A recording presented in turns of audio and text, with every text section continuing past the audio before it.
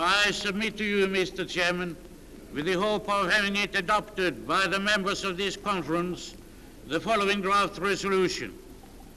Whereas the parties to the North Atlantic Treaty Organization have declared their determination to safeguard the freedom, common heritage, and civilization of their peoples, founded on the principles of democracy, individual liberty, and the rule of law. And whereas events of recent weeks in Hungary have shown conclusively that the Soviet Union will not hesitate to use force to suppress human freedom, nor therefore be it resolved that this second conference of members of parliament from the NATO countries expresses its profound shock at the wanton use of force against the people of Hungary, who have sought in the best tradition of human freedom to govern themselves, and affirms its belief that these actions make the unity and the solidarity of the member nations of NATO in upholding peace and collective security against any aggression more imperative than ever. Thank you.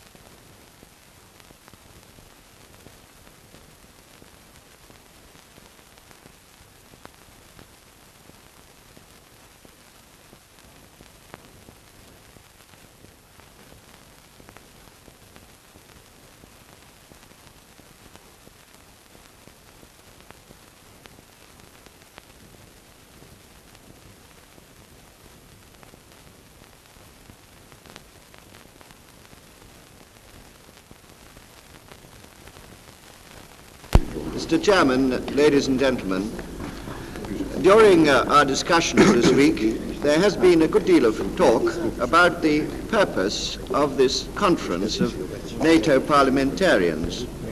And I shall have something to say about this, if I may, a little later on. But I think that there are three things, at any rate, on which we should be all agreed.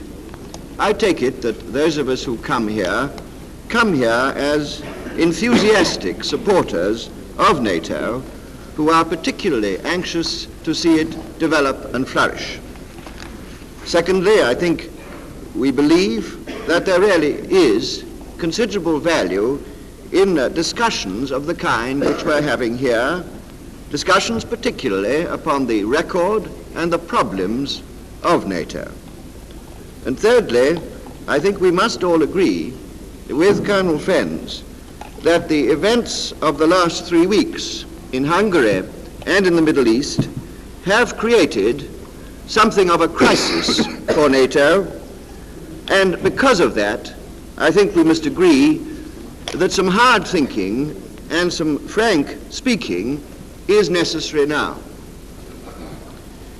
Now, sir, since I propose to offer some criticisms of the NATO Council and our organization, I'd like, first of all, to emphasize that I have no intention this morning of repeating the opposition and criticisms which have been made in the House of Commons in England in recent weeks of the Anglo-French action in the Middle East. I think that the point of view which I represent is well understood, and it is not necessary for me to repeat it. And I would like to take this opportunity, if I may, sir, of expressing the hope that Sir Anthony Eden's illness, which was reported yesterday, will be a very brief one, and that he will return to complete health as soon as possible. I'd like to say, too, that in offering criticisms, I'm not offering criticism of any particular government, either large power or smaller power. I'd like to say that I think I understand, having been myself a minister and having taken part in discussions of the NATO Council, something of the difficulties.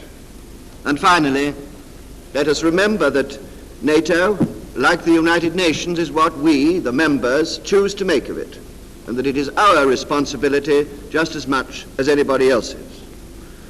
But having said all that,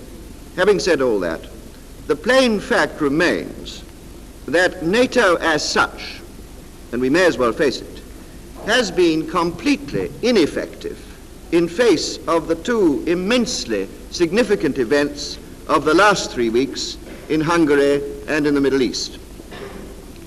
Now, I realize that some people may say, well, there's a perfectly simple explanation for that.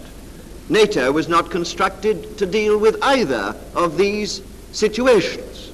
After all, Hungary was behind the Iron Curtain. NATO was a defensive alliance to protect the countries of Western Europe and the Atlantic against aggression from the Iron Curtain. And therefore, what happens behind the Iron Curtain is not something which NATO could deal with. And I realize that it may well be said that the events in the Middle East equally are not a matter for NATO, because they are outside the European area. We are prepared to work more closely together. Inevitably, we shall drift further apart. We cannot just stay where we are. And these events of which we have spoken, if they are, as they are, very tragic, nevertheless give us an opportunity, we members of NATO, to try and make out of this organization, which I sincerely believe has probably contributed more than anything else in recent years to the peace of the world, it gives us an opportunity to make out of it something more real, more effective, and more in accordance with the aspirations and ideals which we share in common.